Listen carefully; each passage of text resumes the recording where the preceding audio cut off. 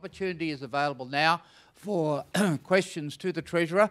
As before, please raise your hand. A microphone will be brought to you if you could indicate who you are, where you're from, and what your question is, rather than get into a debate with the Treasurer. Thank you. Don't be frightened. I've got hundreds of them. Down the front. Thank you. Adrian from AECOM, based in Canberra. Treasurer, nice to have you here and to listen to your speech. A true question, one I haven't thought of until this morning, was given our demographics and change in our ages, I guess, how is our infrastructure going to have to change to support that ageing demographic? And I work for an infrastructure company, so I guess we need, I'm going to take this back and think about it ourselves, but it might be in the context of cities, better planning, better transport, whatever it is, but it's something we need to consider. Well, there are going to be a massive number of different drivers of change, and disruptive technology is going to have a role to play, there's no doubt. As I've said on numerous occasions, Facebook is now the biggest media company in the world, doesn't employ one journalist.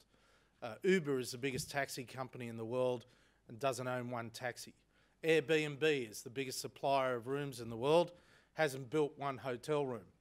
And Alibaba is now the, well, arguably the biggest retailer in the world. I think Walmart might have an argument there, but it hasn't got one shop front.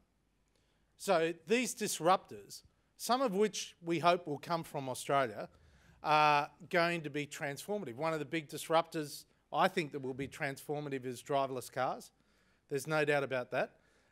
And they go into widespread production by the major car producers in 2 years, 2 to 3 years.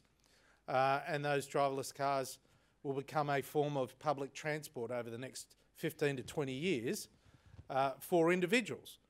And when you look at the work done by Google or Mercedes-Benz or any of the big car manufacturers, they're basically saying as a result of this change in technology, there are going to be fewer cars per household. They're going to be massive disruptors for the taxi industry, massive disruptors for the logistics industry. The big truck manufacturers are already trialling driverless trucks, which means the vehicles are going 24 hours a day, 7 days a week. So the cost-benefit analysis on driverless trucks is very attractive for innovation. And as a result of all that, you'll start thinking about, well, you have to restructure not just the interaction between public transport and road transport, because it'll completely change road rules over the next 15 to 20 years, but also you're going to see a massive transformation in aged care, things like aged care living. People will be staying in their homes longer.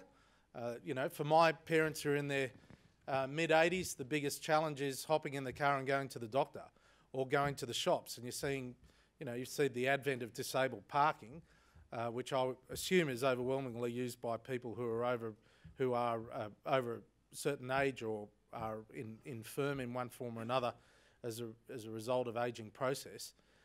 There's no doubt that you're going to start to see shopping centres redesign the way they operate to facilitate these sorts of vehicles, pick up, drop off, same with medical centres, hospitals.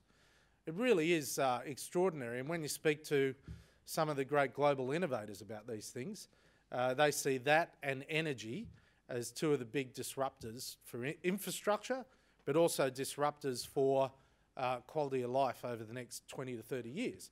So when we look at the infrastructure we build and contribute to, we need to make sure that it is future-proof. Which is because, as you know, infrastructure has lifespans.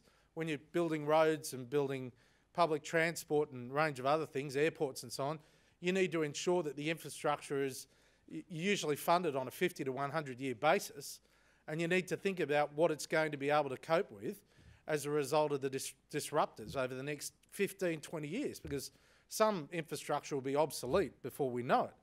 And this is a huge issue for anyone investing in the energy sector as well. They'll be thinking about it quite deeply, about the longevity of their investments in particular suppliers of power or water or a range of other things.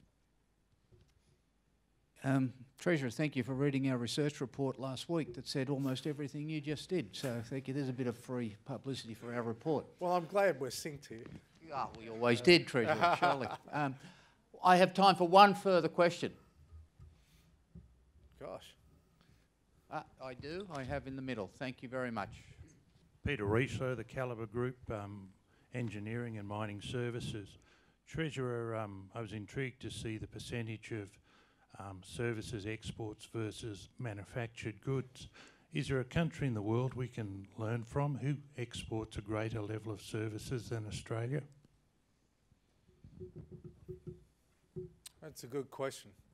I would assume, I assume countries like Singapore and the United Kingdom, even though the United Kingdom's seen a resurgence in manufacturing, particularly in the north, I would assume Singapore, Hong Kong to some degree, some financial centres, UK. But in a sense, we've got that, as I wanted to emphasise, we've got a unique opportunity. I'm not saying that you know, any industry has seen its best at all. In fact, I'm really encouraged with the number of smarter manufacturers that are exporting. I talked in my press club address after the budget about Rode microphones in Western Sydney. For example, as a result of the free trade agreement, there's currently a 20% tariff on microphones going into China. That's being abolished as a result of the free trade agreement, which has given Rode Microphones the opportunity to open an office in China. And you know, they're a high-end manufacturer going right around the world. The boom microphones, like this one here, is the sort of microphone they produce. So there are lots of great stories, from lavender farms to microphone manufacturers, and of course wine manufacturers and a range of others. From a services perspective, one of the challenges, and we're considering this, we've got a tax discussion paper at the moment, and also we've got a response to the Harper review in relation to competition policy. But one of the things we need to think about is the mobility of capital for services. And the fact is that a lot of services-based organisations have no home jurisdiction, in part. And that's primarily because if they have the right technology and infrastructure, they're able to provide the services from any country in the world. It's just a question of getting it to market. That's why the one thing you can't change at the moment is time zones. And for many global companies that have tried to operate 2 back office hubs in across 3 time zones, they've found increasingly they just can't keep staff working through the night. It's not a particularly normal way of living. And so they have high turnover in their back or middle office. Therefore, the time zone advantage, maybe there's a technology that'll address it in the future, I don't know. But that's the one thing we can't see. Therefore, we've got to take advantage of that from a services perspective. Education services, we're good at exporting. Tourism services, we're very good at exporting. Although we still have work to do on our product to lift it again, given we've had a long period of, with a high Australian dollar, it's worked against the interests of the tourism industry. But the volume is coming back and the yield is starting to come back. But we are poor exporters in health. We've got a few great stories, but quite limited number of exports in health. And certainly in areas like agricultural services, financial services, and a range of others, there's huge opportunity. Surveying services, the list goes on. So I see massive opportunity in that regard, but our regulatory regime works in our favour. Our judicial system works in our favour. Our innovation works in our favour. And that's one of the reasons why we've been absolutely committed to R&D. And we're not limiting R&D, our $9 billion a year spent on R&D, we're not limiting it to any particular sector. Treasurer, thank you so much for being with us this morning and setting the scene with that economic presentation and your willingness to respond to the questions so forthrightly. I know it's a busy time down here, the last sitting week of the winter session. Again, would you please join with me and thank the Treasurer.